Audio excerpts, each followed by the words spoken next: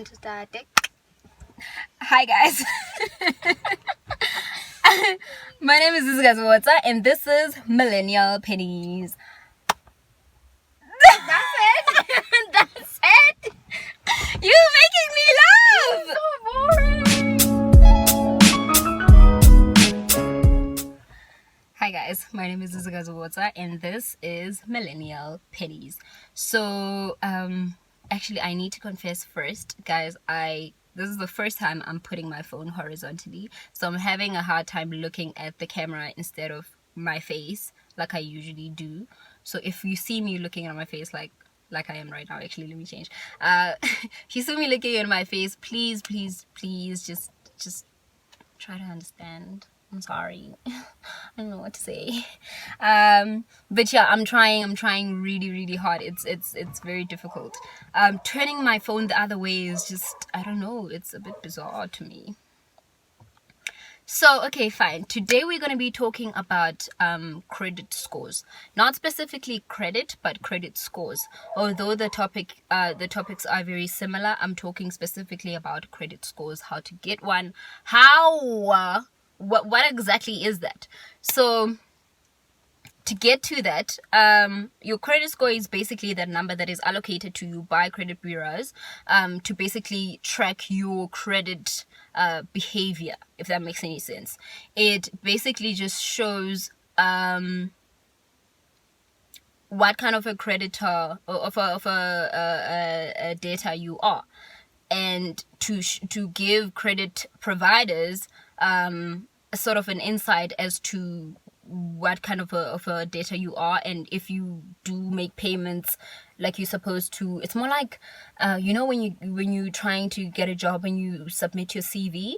So credit providers would have to see your behavior with debt first before they could give you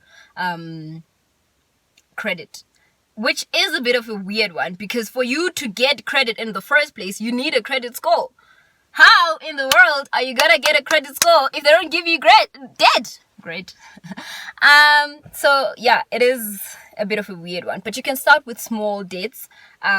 Those ones are not, okay, I can't say they're not very iffy about it, but clothing stores, for example, but you just need to manage it well. Just don't let it get to your head, man. That's really the simplest way I can put it. Some people make a distinction between good credit and bad credit. I don't really like doing that, because I don't, debt is debt, man, I just think the problem is how you manage it.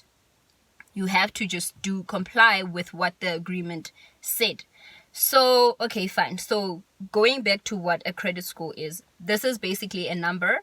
It's in the form of a number that determines how your credit your credit behavior is, what kind of a payer you are. Do you pay regularly as you're supposed to? Do you pay perhaps even more, if that even is reflected? Do you are there any inquiries made against you? Are there any judgments that are made that have been made against you? Is there anything that they need to be careful of before granting you credit? So credit providers also have a responsibility to ensure that they don't lend recklessly.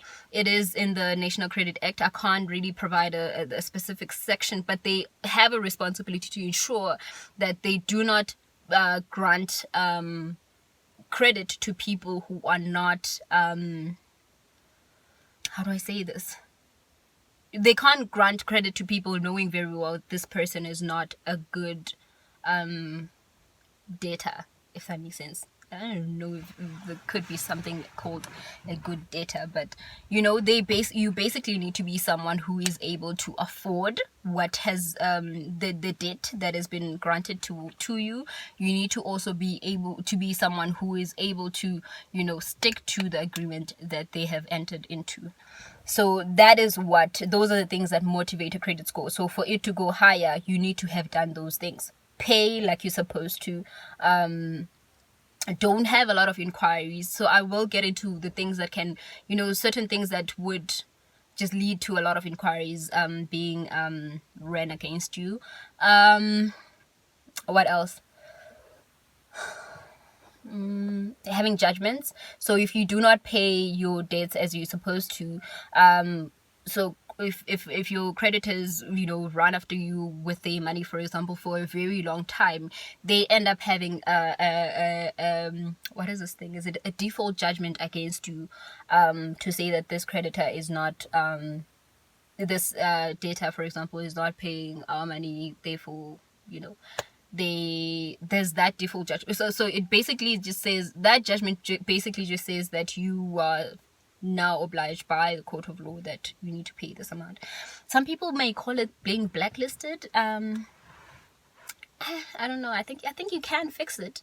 I don't necessarily want to call it blacklisting, but whatever. So let's go back now. Again, your credit score is basically that number that determines your credit behavior. Your credit behavior is determined by what you do, basically, when you get credit. Do you pay well? Do you have a lot of inquiries that run against you? Do you have these default judgments and a lot of other things that might affect that? I think your salary as well can affect where you are in terms, when they look at how much you earn and how much how much debt you are in. That does have a certain effect on that. I noticed it on mine when I got my promotion and I changed my details. That did have some of an effect there. So again, institutions that like credit bureaus that have this number where you can look at your credit score. TransUnion is one of those institutions. I think CompuScan as well has that, and there's two more that I'm forgetting. But from each of those institutions, from each of those ones, you can get one free credit score per year. So you need to ensure that you know what your credit score looks like. You need to know what your credit report looks like, because there are certain details there. Each and every little detail about you has an effect on your credit score. Sometimes it might say that you are Miss instead of Mrs. Sometimes it might say that you Mr. instead of Miss, for example. And it might say that there's a company that's been registered in your name, Ganti there isn't. All of those things. So it's very, very important for you to go and just look at what your credit profile says and look at your credit report, read there, ascertain what exactly is going on. If there are any things that are not there, or if there are certain other things that you see there that you don't know of, you need to make an inquiry about that. Because you might have a very bad credit score because of those specific reasons. So yes, there's also one institution that gives you a credit score for free, and that is ClearScore. You need to download the app, you guys. If you don't know your credit score, just download the app, go to their website, create an account there, put in your details, and you will see where you stand. So after I've done this is one of the stories. Did I say I have a story?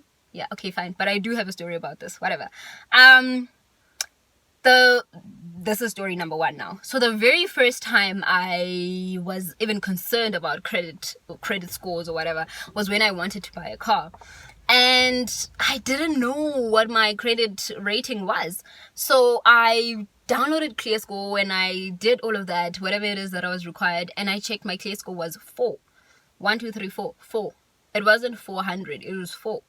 And 4 out of 705, by the way. It wasn't just 4. So yeah, there's that.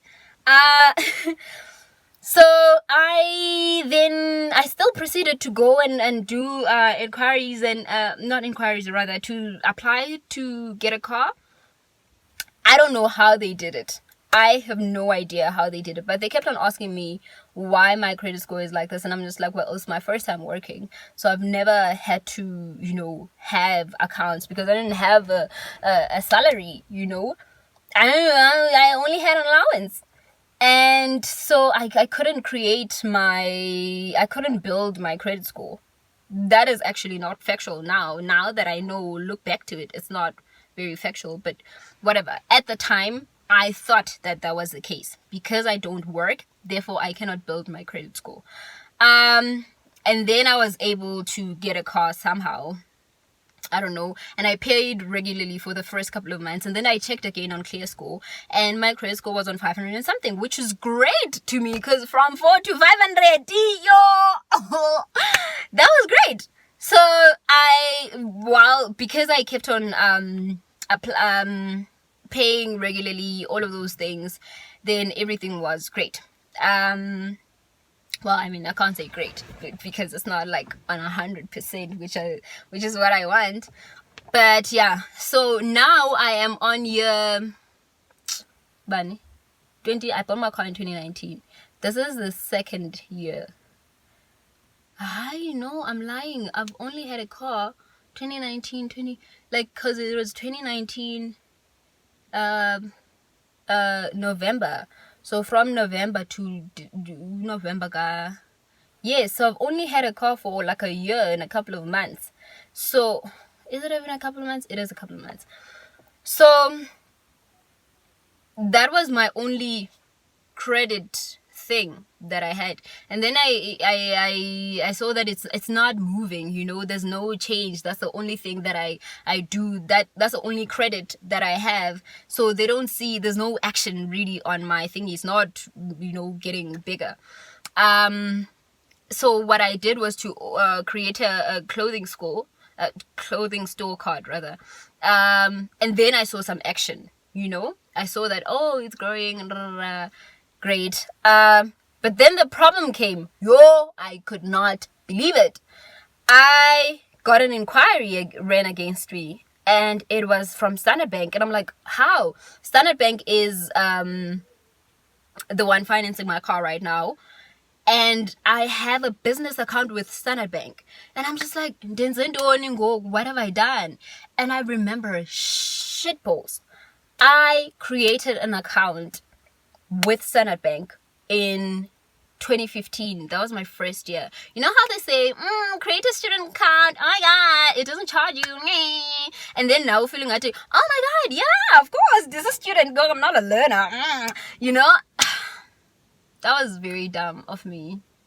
Now that I look back, it's just, yeah, because I didn't even use the damn card. I probably used it once, but I had my Capitec, Bendi right about Capitec, and then I felt I need another account. And why do I need a lot of accounts?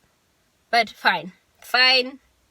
I created the account. I probably used it once, and it stayed for like 4 years while I was studying, and then 2019, my first year of working, and then 2020, and then I get the inquiry at the end of 2020.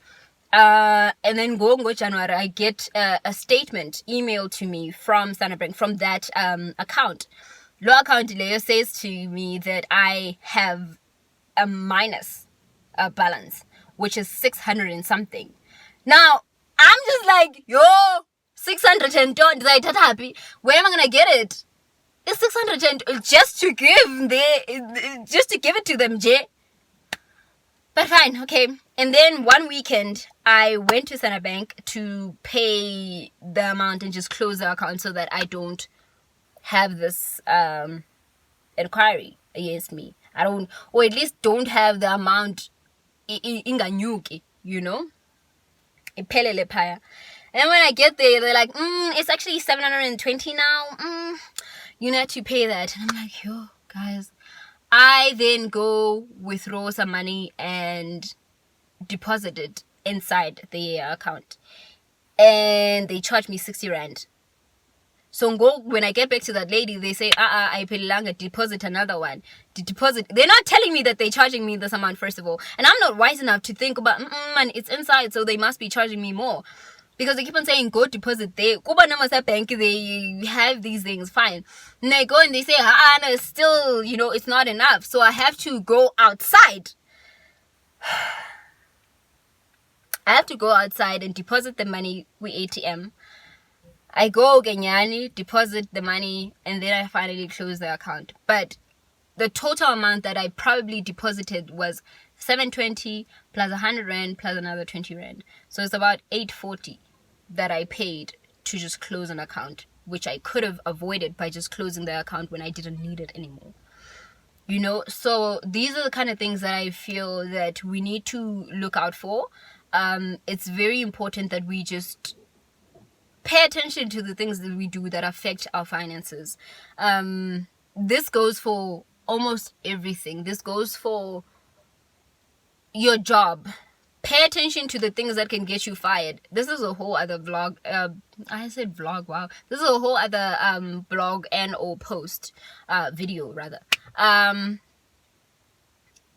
about knowing your jobs things, the disciplinary codes there, the policies there, the procedures there, everything, because each and every tiny little thing can get you fired, and that's your source of income, and you need to secure that. So I'm gonna get into that at some point in this journey. And again, with investing, you need to ensure that you understand what you're investing in. You need to understand what what you're putting your money into, basically.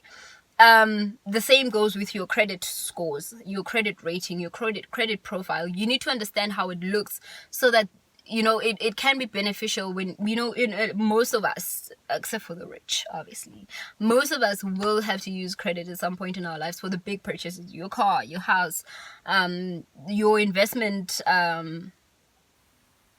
things. You would have to use credit for that. So just look out for that.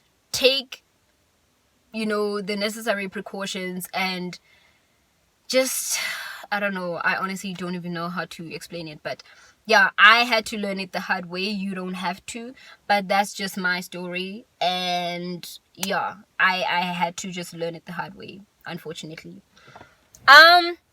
Also, I wanted to say this one last thing, guys.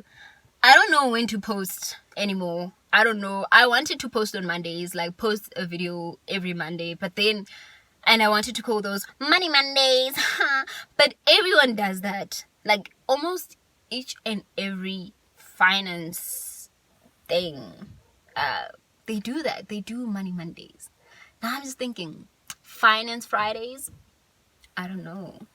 Or no, actually, I'm not gonna say all these things here, because you guys, yeah, ni shady. So yeah, thank you so much for watching this video. Please do like if you like it, comment below, and tell me about your story. How did you find out about did you even have instances where you're having problems with your credit score? Tell me about that story.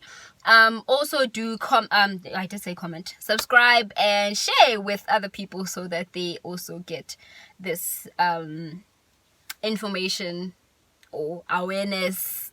And yeah, I'll see you guys in my next video. Bye.